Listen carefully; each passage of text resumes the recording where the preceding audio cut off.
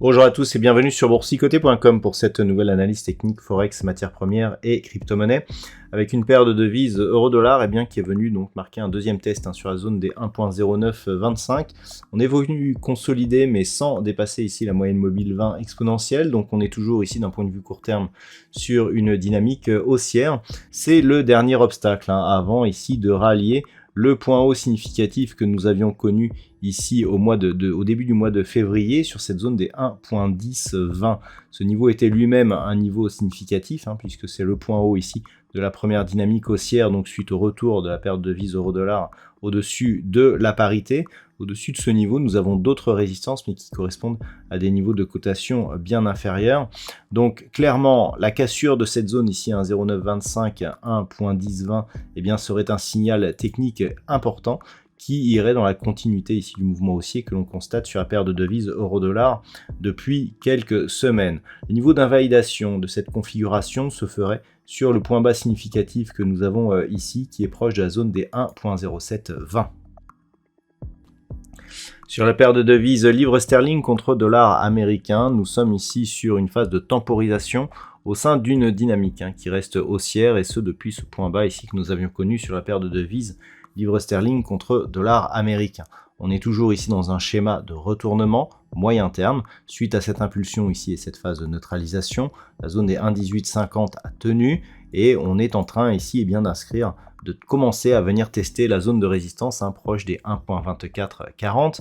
Donc globalement, ce sera l'enjeu de la semaine prochaine, c'est-à-dire l'observation de cette zone de résistance qui, en cas de cassure, nous enverra énormément de signaux, que ce soit sur un horizon court terme ou plus moyen long terme. Donc on attend ici la rupture de cette zone qui permettrait de donner un signal de sortie ici de cette zone de consolidation horizontale, et si tel était le cas, nous avons de nouveaux objectifs qui sont définis par exemple sur 1.2610 ou 1.2750. Niveau d'invalidation, une rupture ici de la zone des 1.20 d'un point de vue moyen terme, nous referait passer dans une configuration à risque baissier.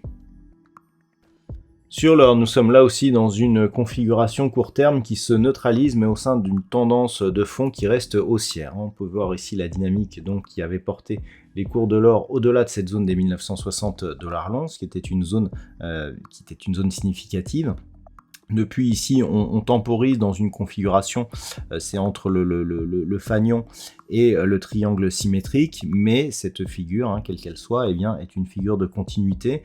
Donc globalement, tant que l'on résiste ici au-dessus de cette zone des 1957, la perspective reste haussière, avec comme objectif la poursuite en direction des 2000 $ l'once, et ensuite le retour sur la zone majeure et le record historique du métal jaune qui se situe sur des niveaux proches des 2070 $ l'once. Donc on reste ici dans cette configuration tant que l'on ne recasse pas ici ce point bas significatif qui se trouve sur un niveau proche des 1935 $ l'once. On reste ici dans une dynamique potentiellement haussière et qui serait confirmée en cas de rupture de la zone psychologique des 2000 $ pour une once d'or fin.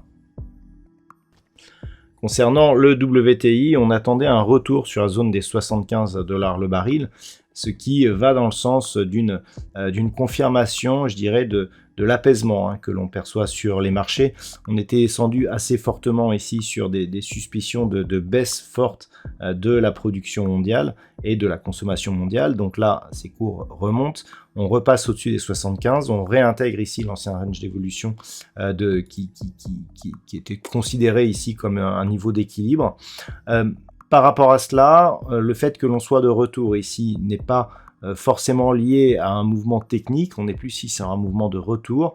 Toutefois, une rupture ici de cette zone de double top proche des 80,80 $ le baril serait un premier signal d'une possible reprise de la hausse qui ne serait que totalement validée que sur une cassure ici de cette zone intermédiaire des 83 $ le baril. Donc on attend éventuellement un retour sur ces zones pour confirmer le changement de tendance. Et enfin, on termine avec le Bitcoin qui continue à évoluer ici dans cette dynamique. Donc la cassure des 25 200 $ pour un Bitcoin n'a pas donné lieu à une phase de relais. On a certes eu ici un gap, mais qui n'a pas, je dirais, donné de nouvelle impulsion. Donc on reste globalement ici sous la zone des 29 000 $ pour un Bitcoin, en embuscade ici juste avant la zone des 30 000. On est sur un niveau, je dirais, de retournement, puisque lorsque l'on regarde ici d'un point de vue un peu plus, sur une vue un peu plus moyen terme, on avait ici une grosse phase de baisse et une temporisation donc entre 15 800 et 25 200 $ pour un Bitcoin.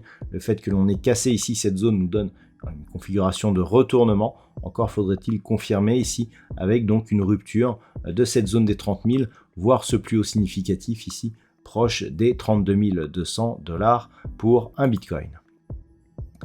Voilà donc ce que l'on peut dire sur l'analyse technique de ces principaux actifs de marché. Je vous souhaite de passer un très bon week-end. On se retrouve dès la semaine prochaine pour d'autres analyses techniques, toujours sur le site boursicoté.com.